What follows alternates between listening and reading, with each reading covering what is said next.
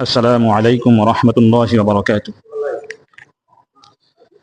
نحمده ونستعينه ونستغفره ونعوذ بالله من شرور أنفسنا ومن سيئات أعمالنا.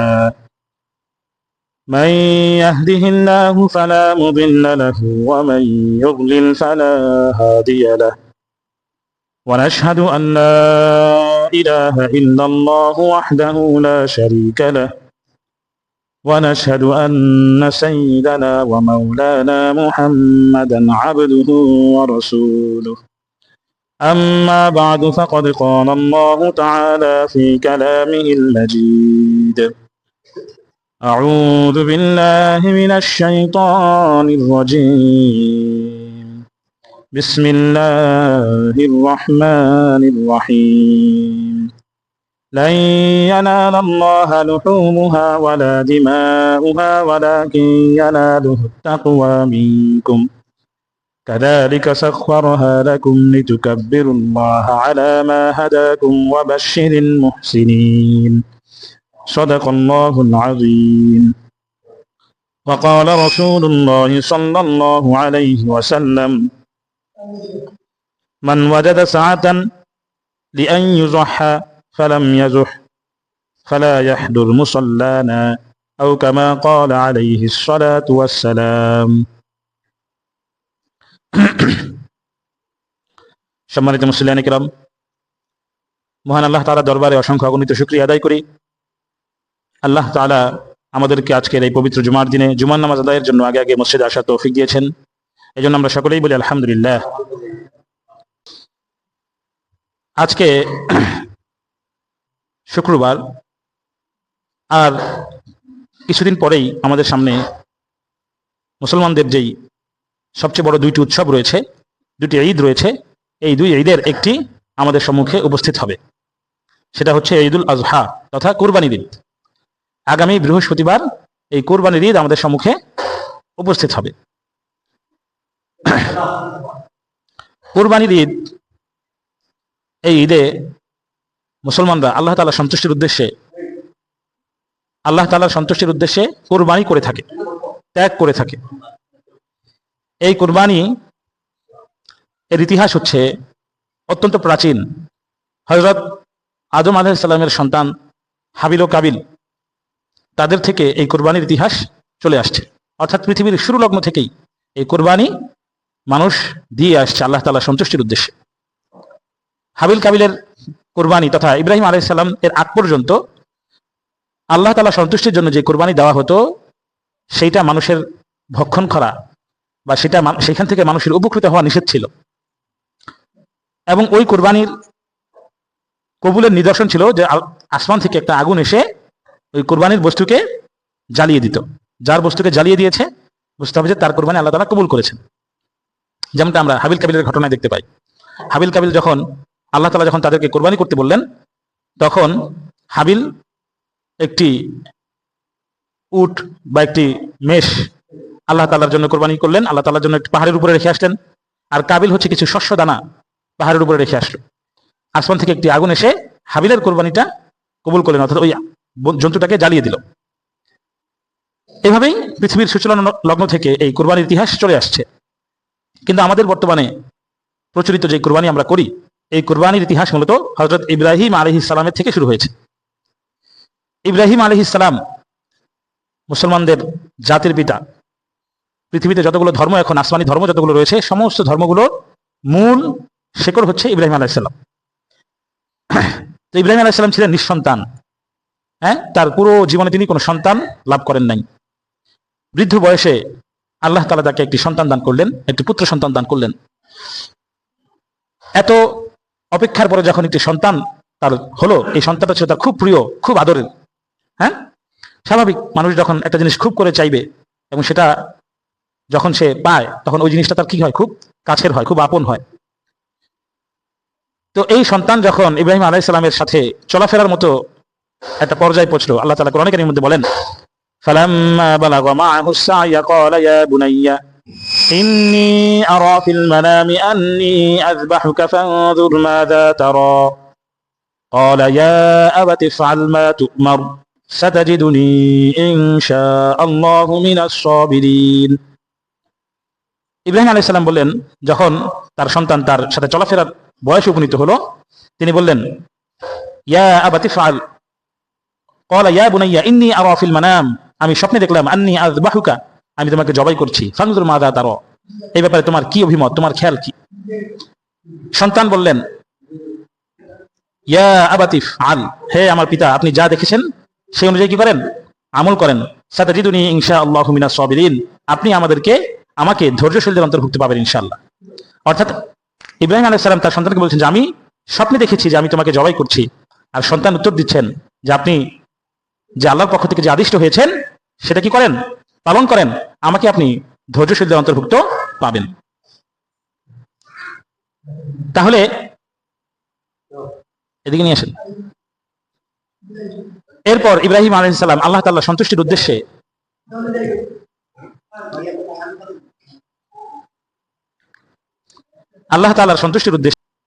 তখন থেকেই এই কুরবানি ইতিহাস আমাদের পর্যন্ত চলে আসছে। আল্লাহ তাআলা সন্তুষ্টির জন্য যখন ইব্রাহিম আলাইহিস সালাম তার সন্তানকে কুরবানি করার জন্য নিয়ে গেলেন, যখনই তার গলায় তিনি ছুরি চালানোর জন্য প্রস্তুত হলেন, ছুরি চালাবেন, এমন সময় জিবরাইল আলাইহিস সালাম জান্নাত থেকে একটি দুম্বা এনে ইব্রাহিম আলাইহিস সালামের জায়গায় শোয়া দিলেন, তার সন্তানের জায়গায় শোয়া দিলেন। তো ইব্রাহিম আলাইহিস সালামের সন্তান এক পাশে দাঁড়ায় ছিল, আর তার স্থানে একটি দুম্বা তখন কি হয়ে গেল, কুরবানি হয়ে গেল। সেইখান থেকেই এই কুরবানির প্রচলন চলে আসছে। হযরত মুহাম্মদ সাল্লাল্লাহু আলাইহি ওয়াসাল্লাম যখন তিনি কুরবানির নির্দেশ দিলেন, তখন তিনি বললেন যে এটা হচ্ছে তোমাদের পিতা, সাহাবায়ে কেরামদেরকে বললেন যে এটা হচ্ছে তোমাদের পিতা হযরত ইব্রাহিম আলাইহিস সালামের সুন্নাত, অর্থাৎ তার সময় থেকে এটা চলে আসছে। তাহলে এই কুরবানি এটা হইতে হবে একমাত্র আল্লাহ তাআলার সন্তুষ্টির জন্য। কিসের জন্য? আল্লাহ তাআলার সন্তুষ্টির জন্য। যেমন ইব্রাহিম আলাইহিস সালাম কেবলমাত্র আল্লাহ তাআলার সন্তুষ্টির জন্য তার সন্তানকে কুরবানি করার জন্য প্রস্তুত হয়েছিলেন। হ্যাঁ, ঠিক তেমনি ভাবে আমাদের যে প্রিয় বস্তু, মানুষের প্রিয় বস্তু সাধারণত তার ধন সম্পদ, মাল ইত্যাদি হয়ে থাকে। এই ধন সম্পদ, অর্থ আল্লাহর রাস্তায় ব্যয় করা, পশু ক্রয় করে সেটাকে কুরবানি করা, এটা হচ্ছে কেবলমাত্র আল্লাহ তাআলার সন্তুষ্টির জন্যই হওয়া দরকার বা হওয়া উচিত। আল্লাহ তাআলা কোরআনে পাকে ইরশাদ করেন, لن ينال الله لحومها ولا دماؤها ولكن يناله التقوى منكم كذلك سخرها لكم لتكبروا الله على ما هداكم وبشر المحسنين لن ينال الله لحومها, আল্লাহ তাআলার নিকট ওই কুরবানিকৃত পশুর গোশত আল্লাহ তাআলার নিকট পৌঁছায় না, ওয়ালা দিমাউহা, এবং তার রক্ত আল্লাহ তাআলার নিকট কি হয় না, পৌঁছায় না, বরং ওয়ালাকি ইয়ানালুহু তাকওয়া মিনকুম, বরং তোমাদের যেই তাকওয়া সেটাই কেবলমাত্র আল্লাহ তাআলার কাছে পৌঁছায়। সুতরাং আপনি কত বড় গরু কোরবানি দিলেন, কত বড় গরু আপনি কোরবানি দিলেন, কত দামি গরু কোরবানি দিলেন, এগুলো আল্লাহ তাআলার কাছে কিনা এগুলো আল্লাহর কাছে পৌঁছায় না, বরং আল্লাহ তাআলার কাছে পৌঁছায় কি, তাকওয়া। আপনি কি আল্লাহ সন্তুষ্টির জন্য কোরবানি দিচ্ছেন, নাকি মানুষ কি বলবে এই জন্য কোরবানি দিচ্ছেন? হ্যাঁ, শাইখ আহমদুল্লাহ উনি একটা কথা বলেন যে কোরবানি কি আল্লাহ সন্তুষ্টির জন্য হচ্ছে নাকি মানুষের কে দেখানোর জন্য হচ্ছে। তার একটা উদাহরণ হলো, যে আপনি প্রত্যেক বছর অনেক বড় গরু কোরবানি দেন, আপনার সামর্থ্য আছে, তো এইবার গরু কোরবানি না দিয়ে একটা খাসি কোরবানি দেন। কি দেন? একটা খাসি কোরবানি দেন। যদি মনের মধ্যে এই ধরনের কোনো ধারণা আসে যে মানুষ কি বলবে, তাহলে বুঝতে হবে যে আপনার মনের কি আছে, নিয়তের মধ্যে ঘাপলা আছে। মনের মধ্যে যদি এই ধরনের কোনো কি আসে, চিন্তা আসে যে মানুষ কি বলবে, আমি প্রত্যেক বছর বড় গরু কোরবানি দেই, এবছর আমি খাসি দিতেছি, মানুষ কি জানে কি বলবে, এই ধরনের চিন্তা যদি মনের মধ্যে আসে, তাহলে বুঝতে হবে নিয়তের মধ্যে কি আছে, সমস্যা আছে। এখন যেহেতু সামর্থ্য বেশি, কোরবানি যে একটাই করতে হবে এটা কি নয়, জরুরি নয়। আপনি চাইলে একাধিক ছাগল কোরবানি করতে পারেন, একজন ব্যক্তি চাইলে একাধিক কোরবানি দিতে পারে। সামর্থ্য যদি বেশি হয়, তাহলে একটা ছাগল আপনার নিজের যে কোরবানি ফরজ হয়েছে সেটার জন্য কোরবানি দেন, আরো 6, 7, 10টা ছাগল আপনি কোরবানি দেন। সেগুলো আপনি কি করেন, যাদের কোরবানি দেওয়ার সামর্থ্য হয় নাই তাদেরকে এগুলো দিয়ে দেন, পৌঁছায় দেন, বিলিয়ে দেন, গরিব দুঃখীর মাঝে এগুলো বিলিয়ে দেন। এই কাজ করার সময় যদি আপনার মনের মধ্যে কি না আসে, কোনো মানুষ কি বলবে এই ধরনের কোনো চিন্তা যদি না আসে, তাহলে বুঝতে হবে আপনার নিয়ত ঠিক আছে। অর্থাৎ এই কোরবানিটা আমাদেরকে আল্লাহ সন্তুষ্টির জন্য করতে হবে। দেখেন, একটা সময় কোরবানির বিধান ছিল যে কোরবানি আল্লাহর নামে কোরবানি করলে ওই কোরবানি থেকে মানুষ উপকৃত হওয়া নিষেধ ছিল। উপকৃত হওয়া কি ছিল? নিষেধ। অর্থাৎ ওটার থেকে কোনো ধরনের গোশত ভক্ষণ করা অথবা কোনো ধরনের উপকৃত হওয়া সেটা নিষেধ। কিন্তু আল্লাহ তাআলা উম্মতে মুহাম্মাদের উপর এই নিষেধাজ্ঞা প্রত্যাহার করে দিয়েছেন। কোরবানি করবেন আল্লাহ সন্তুষ্টির জন্য, আবার সেখান থেকে আপনি উপকৃতও হতে পারবেন। সুবহানাল্লাহ। গোশত তো আপনি আল্লাহ সন্তুষ্টির জন্য দিলেও খাইতে পারবেন, আর যদি আপনি মানুষকে দেখানোর জন্য দেন তাইলেও খাইতে পারবেন। তাহলে কোনটা দিলে বুদ্ধিমানের কাজ কি হবে? বুদ্ধিমানের কাজ হবে যে আল্লাহ সন্তুষ্টির জন্য কোরবানি দিয়েছে, গোশত আপনি এমনি খেতে পারবেন। হ্যাঁ, গোশত খাওয়ার উপর তো কোনো কি নাই, নিষেধাজ্ঞা নাই। এমন তো না যে আল্লাহ সন্তুষ্টির জন্য দিলে গোশত খাওয়া যাবে না, এমন কোনো বিধান আছে? এমন কোনো বিধান নাই। সুতরাং মানুষকে দেখানোর জন্য যেন কোরবানি না হয়, এজন্য যেটা করা দরকার প্রয়োজনে এবার আপনি কি করেন, বড় গরু কোরবানি আপনি 10টা ছাগল কোরবানি দেন, 5টা ছাগল কোরবানি দেন, হ্যাঁ, যাতে আপনার নিয়তটা কি থাকে, বিশুদ্ধ থাকে। তো একদম পরিপূর্ণ আল্লাহ তাআলা সন্তুষ্টির জন্য কোরবানি করতে হবে। মানুষের জন্য যদি, মানুষকে দেখানোর জন্য যদি কোরবানি করি, তাহলে ওই কোরবানির দ্বারা কোনো ফায়দা হবে না। এই কোরবানির মাধ্যমে, এটা এমন একটি উৎসব মুসলমানদের, যে এই উৎসবের মাধ্যমে আল্লাহ তাআলা গরিব দুঃখী যাদের কোরবানি করার সামর্থ্য নাই অথবা ভালো খাবার কেনার মতো যাদের সামর্থ্য নাই, তাদের জন্য আল্লাহ তাআলা এই উৎসবটাকে এমন ভাবে সাজায় দিয়েছেন যে এর মাধ্যমে সবার ঘরে একটা ভালো খাবারের ব্যবস্থা হয়। হ্যাঁ, এবং হাদিসের মধ্যেও আছে, সুন্নত নিয়ম হলো যে কোরবানির যে গোশত ওইটাকে আমরা 3টা ভাগে ভাগ করব। কয়টা ভাগে ভাগ করব? 3টা ভাগে ভাগ করব। একটা ভাগ নিজের জন্য রাখবো, আর একটা ভাগ আমরা আত্মীয় স্বজনদেরকে বিলায় দিব, এবং আরেকটা ভাগ দিব সমাজের মধ্যে যারা গরিব রয়েছে, যারা কোরবানি করতে পারে নাই, তাদের মধ্যে বিলায় দিব। তবে এই 3 ভাগ করাটা এটা কি নয়, বাধ্যবাধকতা নয়, যেটাই করতে হবে। কেউ যদি চায় যে সে পুরোটা রেখে দিবে, এটাও জায়েজ আছে। কেউ যদি চায় যে পুরোটাই দান করে দিবে, এটাও জায়েজ আছে। কথা বুঝে আসছে? এরপরে কেউ যদি চায় অর্ধেক রাখবে, অর্ধেক দিবে, এটাও জায়েজ। অর্থাৎ কোনো বাধ্যবাধকতা নাই। তবে উত্তম হচ্ছে 3 ভাগ করা। উত্তম হচ্ছে কি 3 ভাগ করা। এই জন্য আমরা উত্তমটাকেই গ্রহণ করবো ইনশাআল্লাহ। কি বলেন? উত্তমটাকেই আমরা গ্রহণ করার চেষ্টা করব, 3 ভাগ করে। হ্যাঁ, যাদের কোরবানি যারা দিয়েছেন, আপনি যদি সবাই যদি আপনার স্বজনকে দিতে থাকে, তাহলে দেখা যাবে যে আপনার ভাগটা আসলে কোথাও যায়নি, আপনার ভাগটা আপনার কাছেই আছে। হ্যাঁ, বুঝেন নাই? আপনি আপনার এক আত্মীয়কে 5 কেজি পাঠাইলেন, ওই আত্মীয় আপনাকে 5 কেজি পাঠাইলো, কোনো লস হয়েছে? লস হয় নাই, কিন্তু উত্তম একটা জিনিসের উপর আমল হয়ে গেছে। হ্যাঁ, কোনো ক্ষতি হয় নাই, কিন্তু একটা সওয়াব হয়ে গেছে। তো বোঝা গেল এভাবে আত্মীয় স্বজনদের জন্য যে 1 ভাগ, সে 1 ভাগটা দেওয়া না দেওয়া সমান। মানে ওটা আপনি সবাই যদি দিতে থাকে, দেখা যাবে যে কি কারো থেকে কি হয় নাই, কোনো কিছু কম হয় নাই। এবং গরিব দুঃখীদের জন্য যেটা আলাদা করা হয়েছে, সেটা গরিব দুঃখীদের মাঝে বিলায় দিবেন। খেয়াল রাখবেন, যেটা আপনি গরিব দুঃখীর জন্য দিয়ে দিচ্ছেন, সেখান থেকে যেন আবার আপনি গ্রহণ না করেন, এটা খেয়াল রাখবেন। হ্যাঁ, গরিব দুঃখীর জন্য যেটা দেওয়া হয়ে গেছে, সেখান থেকে আবার আমি নিব, এটা যাতে না হয়। হ্যাঁ, যেটা দান করে দেওয়া হয়েছে গরিব দুঃখীর জন্য, সেখান থেকে আমি নিব না। হ্যাঁ, আমাদের সমাজে হয়তো এরকম প্রচলিত আছে, হয়তো বা থাকতে পারে, আমি জানি না, যে গরিব দুঃখীর জন্য যেটা ভাগ করা হয়, সেটা সবার মাঝে বন্টন করা হয় না। সবার মাঝে বন্টন করলে সেটা আল্লাহ রাসূল সাল্লাল্লাহু আলাইহি ওয়াসাল্লাম হাদিসের মধ্যে বলছেন, কেউ যদি দান করে খোটা দেয় বা দান করে যদি আবার গ্রহণ করে, তার থেকে সেটা কেমন যেন থুতু নিক্ষেপ করে আবার কি করা, সেই থুতুটা চেটে চেটে খাওয়া। এই জন্য এটা খেয়াল রাখবেন, আপনি যেটা গরিব দুঃখীর জন্য দিয়ে দিচ্ছেন, সেখান থেকে আর নিজে গ্রহণ করবেন না। আল্লাহ তাআলা পবিত্র কালামে পাকে ইরশাদ করেন গরিব দুঃখীদের দানের ব্যাপারে, লিয়াস্তাশহাদু মানাফিআ লাহুম ওয়া ইয়াযকুরু ইসমাল্লাহি ফি আইয়ামিন মা'লুমাতিন আলা মা রাযাকাহুম মিন বাহিমাতিল আনআম ফাকুলু মিনহা ওয়া আত'ইমুল বাঈসাল ফাকির। লিয়াশহাদু মানাফিআ লাহুম ওয়া ইয়াযকুরু ইসমাল্লাহ ফি আইয়ামিন মা'লুমাত, নির্দিষ্ট দিনে তোমরা আল্লাহ তাআলা জিকির করবে কুরবানি করার সময়, আলা মা রাযাকাহুম মিন বাহিমাতিল আনআম, চতুষ্পদ জন্তুদের মধ্যে থেকে যাদের মধ্যে আমি তোমাদের জন্য রিজিক রেখেছি।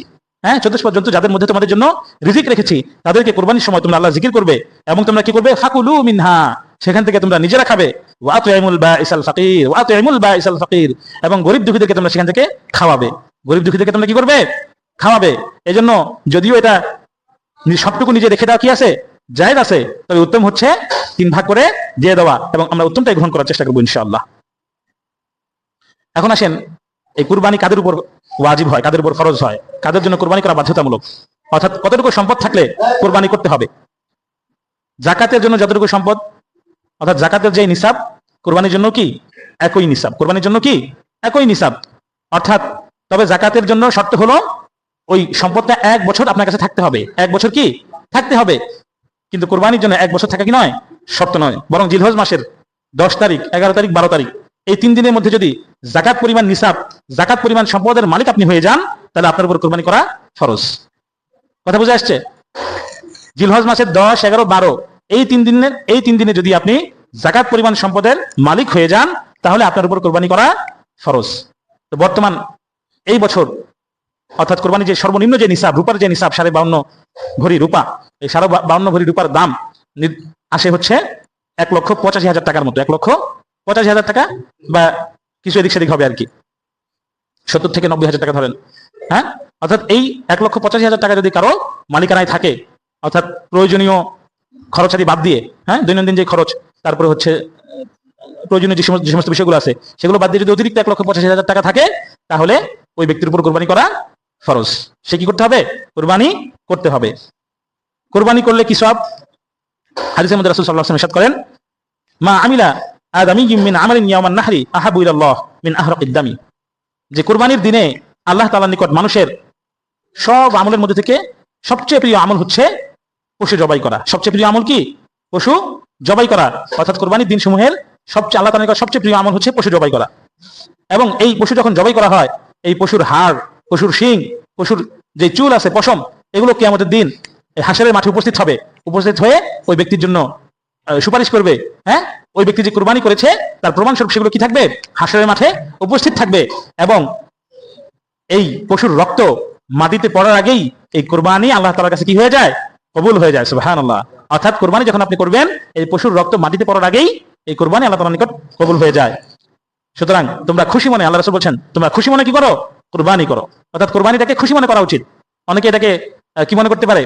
জুলুম মনে করতে পারে। হ্যাঁ, আমার পয়সা, আমার টাকা, আল্লাহর রাস্তায় আমি কি লেগে খরচ করুম? হ্যাঁ, এই টাকা তো আমি কামাইলাম, এত কষ্ট করলাম, হ্যাঁ, টাকা পয়সা ইনকাম করলাম, এখন নাকি এটা আমার কোরবানি করতে হইব? হ্যাঁ, এই টাকা তো আপনি কামাই করছেন, ঠিক আছে, কিন্তু এই টাকা আপনার না, বরং এই টাকা কার? আল্লাহ তাআলার। এই সম্পদ কার? আল্লাহ তাআলার। এজন্য আল্লাহ তাআলা দুনিয়ার যা কিছু আছে সব কিছুর মালিক হচ্ছে আল্লাহ তাআলা। হ্যাঁ, আপনি যে বুদ্ধি, যে মেধা দিয়ে সম্পদ উপার্জন করেছেন, আপনার থেকেও বুদ্ধিমান, আপনার থেকেও বেশি পরিশ্রম অনেক মানুষ করে, কিন্তু সে তো সম্পদ উপার্জন করতে পারে নাই। আছে না এরকম? আপনার যতটুকু মেধা খরচ হয়েছে, আপনার যতটুকু পরিশ্রম করা লাগছে এই সম্পদ উপার্জন করতে, অনেক মানুষ এরকম আছে আপনার থেকেও বেশি বুদ্ধিমান, আপনার থেকেও বেশি শিক্ষিত এবং পরিশ্রমও করে আপনার থেকে বেশি, কিন্তু দেখা যায় যে তার কি অত সম্পদ নাই। তাহলে আপনারটা বেশি হচ্ছে কম কেন? সে তো আপনার থেকে পরিশ্রম করলেই যদি সম্পদ আসতো, মেধা খাটাইলেই যদি সম্পদ আসতো, তাহলে তার আরো বেশি আসার কথা ছিল। তাহলে বোঝা গেল কোনো কিছুতেই কি হয় না? সম্পদ হয় না, বরং আল্লাহ তাআলা যাকে দেন তার কাছেই আসে। অনেক মানুষ আছে শুধু বসে থাকে, তারপরে তার সম্পদের অভাব নেই। হ্যাঁ, এই জন্য এটা আপনার নয়। এই জন্য খুশি মনে কোরবানি করা উচিত। কি করা উচিত? খুশি মনে, আল্লাহ তাআলার সাথে সম্পর্ক করে, বরং আমরা খুশি মনে আল্লাহকে সন্তুষ্ট করার জন্য কোরবানি করব, কাউকে দেখানোর জন্য কোরবানি করব না ইনশাআল্লাহ। কেউ যদি কোরবানির সামর্থ্য থাকে এবং থাকার পরেও যদি কেউ কোরবানি না করে, তার ব্যাপারে আল্লাহ রাসূল সাল্লাল্লাহু আলাইহি ওয়াসাল্লাম কঠিন হুঁশিয়ারি দিয়েছেন। আল্লাহ রাসূল সাল্লাল্লাহু আলাইহি ওয়াসাল্লাম হাদিসের মধ্যে বলেন, মান ওয়াজাদা সাআতান লিআন ইয়াযহা, যে ব্যক্তির সামর্থ্য রয়েছে তার উচিত সে কোরবানি করবে। ফালাম ইয়াযহ ফালা ইয়াহদুর মুসাল্লানা, যদি সে কোরবানি না করে তাহলে সে যেন আমাদের ঈদগাহে উপস্থিত না হয়। সে যেন আমাদের ঈদগাহে উপস্থিত না হয়। এই ঈদগাহে উপস্থিত না হওয়া, এটার অর্থ হচ্ছে সে মুসলমানদের থেকে কি হয়ে যাবে? খারিজ হয়ে যাবে, মুসলমানদের থেকে সে বের হয়ে যাবে। কারণ যে মুসলমান, সেই তো কোথায় যাবে? ঈদগাহে নামাজ পড়তে যাবে। হিন্দু কি ঈদগাহে নামাজ পড়তে যাবে? বা খ্রিস্টান কি ঈদগাহে নামাজ পড়তে যাবে? যাবে না। অর্থাৎ বোঝা গেল যে ব্যক্তি সামর্থ্য থাকা সত্ত্বেও কি করলো না? কোরবানি করলো না, সে যেন আমাদের ঈদগাহে উপস্থিত না হয়। এর অর্থ হলো সে মুসলমানদের থেকে কি হয়ে গেছে? খারিজ হয়ে গেছে, মুসলমানদের দল থেকে সে বের হয়ে গেছে। কঠিন হুঁশিয়ারি। সুতরাং যাদের উপর কোরবানি ফরজ হয়েছে, ওয়াজিব হয়েছে, আমরা সকলেই অবশ্যই অবশ্যই কোরবানি করবো ইনশাআল্লাহ। কোরবানির পশু কেমন হওয়া উচিত? হাদিসের মধ্যে আছে যে তোমরা কি করো? সুস্থ, সবল, সুন্দর এই ধরনের পশু কি করো? আল্লাহর রাস্তায় কোরবানি করো। এবং শুধুমাত্র কোরবানির ক্ষেত্রে নয়, বরং যেই কোনো কিছু আল্লাহর রাস্তায় দান করার ক্ষেত্রেও আল্লাহ তাআলা বলেন যে তোমরা কি করো? ভালো জিনিসটা দান করো। ইয়া আইয়ুহাল্লাযীনা আমানু আনফিকু মিন তাইয়্যিবাতি মা কাসাবাতুম, তোমরা যা কিছু উপার্জন করেছো তার থেকে উত্তম যেটা, সেটা আল্লাহর রাস্তায় কি করো? খরচ করো। মিন তাইয়্যিবাতি মা কাসাবাতুম। পকেটে একটা ছিঁড়া 20 টাকার নোট আছে, কোথাও চালাতে পারি নাই, এবার কি করছি? মসজিদের দান বাক্সে দিয়ে দিছি, 20 টাকা দান করে দিলাম। হ্যাঁ, এটা করা যাবে না। বরং নতুন যে নোটটা আছে ওই নোটটা কোথায় দিতে হবে? মসজিদের দান বাক্সে দিতে হবে। হ্যাঁ, নতুন যে টাকাটা আছে সেই টাকাটা কাউকে দান করলে সেই টাকাটা দিতে হবে। ময়লা, পুরাতন, চালাইতে পারি না, কোথাও কষ্ট হয়ে যায়, হ্যাঁ, সেটা কি করলাম? ফকিরে দিয়ে দিলাম, মসজিদে দিয়ে দিলাম, এটা গুনাহের কাজ। দান করছেন সবের জন্য, উল্টা গুনাহ হয়ে গেছে। তেমনি ভাবে বাজারে গিয়া সবচেয়ে কম দামি, একদম মানে হাড্ডি ছাড়া কিছু নাই শরীরের মধ্যে, কোন রকম কোরবানি না দেওয়া লাগবো, খরচ হয়ে গেছে, এখন তো না দিয়ে তো ফারা যায় না। এখন এই ভালো গরু কিনতে গেলে তো কি একটু বেশি লাগবো, এই জন্য সবচেয়ে কম দামি যা গেছে, তোমার এখানে সবচেয়ে কম দাম কোনটা সেটা দেখাও, হ্যাঁ, ওটা নিয়ে এসে কোন রকম কোরবানি দেয়, মানে দায়িত্ব সেরে নিলাম আর কি। এটা করা যাবে না। বরং সুস্থ, সুন্দর, সবল, হৃষ্টপুষ্ট পশু কোরবানি করা উত্তম। এবং 4 ধরনের পশু কোরবানি করা জায়েজ নাই। এটা হচ্ছে খোড়া, হাঁটতে পারে না, হ্যাঁ, 4 পা এর মধ্যে একটা পা কি নষ্ট হয়ে গেছে, 3 পায়ে হাঁটে, এরকম পশু কোরবানি করা জায়েজ নাই। তিনিভাবে অন্ধ হয়ে গেছে, অথবা এত বৃদ্ধ হয়ে গেছে যে ওই চোখে দেখে না পশু, হ্যাঁ, অথবা দৃষ্টিশক্তি কমে গেছে, এরকম পশু কোরবানি দেওয়া জায়েজ নাই। রোগাক্রান্ত পশু, রোগ শোক হয়ে গেছে শরীরের মধ্যে, হ্যাঁ, খাইতে পারে না, কিছু করতে পারে না, এমন পশু দিয়ে কোরবানি করা জায়েজ নাই। তেমনি ভাবে বুড়া হয়ে গেছে, হ্যাঁ, এমন পশু কি নাই, কোরবানি করা জায়েজ নাই। পশ্চিমবঙ্গে আইন করছে যে 14 বছরের নিচে গরু কোরবানি দেওয়া জায়েজ নাই। যদি 14 বছরের উপরে হইব গরু, হেঁটে কোরবানি দিতে পারবো, হ্যাঁ। 14 বছর পর্যন্ত কোনো গরু থাকে? থাকেই না। আরে যদি থাকেও সেটা তো আর কি থাকবে না, ওটা তো বুড়া হয়ে মানে কি হয়ে যাবে, একদম জীর্ণ শীর্ণ, একদম অবস্থা খারাপ হয়ে যাবে, ওটা দিয়ে তো কোরবানি জায়েজই হবে না ওটা দিয়ে। এই জন্য এই কোরবানির পশু কেনার ক্ষেত্রেও সতর্ক থাকতে হবে। ব্যবসায়ীরা অনেক সময় কি করে, মোটা তাজা করার জন্য অনেক ধরনের কৌশল তারা অবলম্বন করে, হ্যাঁ। এই জন্য আমাদেরকেও সচেতন হতে হবে, সতর্ক হতে হবে। এবং অনেক সময় দেখা যায় যে কোরবানির পশু কিনা আনার সময় এটা কি হয়ে গেছে, বসে গেছে, উঠতে পারে না, লড়তে পারে না, চলতে পারে না। তো এই ধরনের অসুস্থ মানে সুস্থ আছে কিনা, ভালো আছে কিনা, এটা দেখে আসি না, কিনতে হবে। আল্লাহ তাআলা আমাদেরকে তৌফিক দান করুক, আমিন। আল্লাহ তাআলা আমাদেরকে শুধুমাত্র আল্লাহ তাআলার সন্তুষ্টির জন্য কোরবানি করার তৌফিক দান করুক, আমিন। এবং এই কোরবানির মাধ্যমে আমরা যেন সমাজের মধ্যে একটা মিল মহাব্বত তৈরি করতে পারি, সবার মাঝে একটা মহাব্বত যেন তৈরি হয়, গরিব দুঃখী যারা আছে তারাও যেন কমপক্ষে ভালো খেতে পারে একটা দিন, সেটাও আমরা চেষ্টা করবো ইনশাআল্লাহ। সর্বশেষ, ফ্রিজ আসার পর থেকে আমাদের মধ্যে একটা প্রবণতা তৈরি হয়েছে যে গোশত কি করে, একদম সব যা আছে সব ফ্রিজের মধ্যে ঢুকে রেখে দেয়। তো এক পাকিস্তানের একজন আলেম আছে আর কি, হ্যাঁ, তারেক মাসুদ, উনি একটা গল্প বলতেছে, বানানো গল্প আর কি। বলতেছে যে এক ব্যক্তি স্বপ্নে দেখছে যে সে যে বকরিটা কোরবানি করছে সেটা জান্নাতে হাঁটতেছে, কিন্তু ওই বকরির একটা পা নাই, মানে একটা পা পুরাটাই নাই। তো ওই ব্যক্তি ফেরেশতাদেরকে জিজ্ঞেস করতেছে কি ব্যাপার, আমি এই মানে প্রথমে জিজ্ঞেস করছে যে এই বকরিটা কোথা থেকে আসছে, বলে যে এটা যে তুমি কোরবানি করছো ওই বকরিটা হচ্ছে এটা। আচ্ছা তাহলে পা কোথায়? পাটা এখনো ফ্রিজের মধ্যে রেখে গেছে। পাটা এখনো কোথায়? ওই ফ্রিজের মধ্যে আছে, ওটা এখনো কি হয় নাই, খাওয়া হয় নাই। এই জন্য যেটা খাওয়া হয়েছে সেটা জান্নাতে চলে আসছে, আর যেটা এখনো রয়ে গেছে ওটা এখনো জান্নাতে আসে নাই। জায়গাটা বানানো গল্প। তো এই জন্য প্রথমত হচ্ছে এই বেশি দিনের জন্য না রাখা, তাড়াতাড়ি খেয়ে ফেলার চেষ্টা করা, এবং সবচেয়ে বড় বিষয় হচ্ছে দান করে দেওয়ার চেষ্টা করা, যাদের নাই তাদেরকে দিয়ে দেওয়ার চেষ্টা করা। নিজের জন্য রাখতে হবে, নিজের জন্য রাখবে, তবে যেই মানসিকতা তৈরি হয়েছে যে সারা বছর কোরবানি, এক বছর মানে কোরবানি দিয়া এক কোরবানির গোশত ওই আরেক কোরবানির আগের দিন শেষ হয়, আরেক কোরবানির কি হয়, আগের দিন শেষ হয়, এটা যাতে না হয়, বরং যার সামর্থ্য আছে সবসময় কিনে খেতে পারে সে এরকম করবে না, হ্যাঁ। আর যার সামর্থ্য নেই, গোশত কেনার সামর্থ্য নাই, শুধু কোরবানির সময় সে কোরবানি দেয়, হ্যাঁ, সেও এরকম না করা উচিত। তারপর সারা বছর যদি কেনার সামর্থ্য না থাকে সে রাখতে পারে, কিন্তু যাদের সামর্থ্য আছে সে যেন এ ধরনের কাজ না করে। আল্লাহ তাআলা আমাদেরকে তৌফিক দান করুক, আমিন।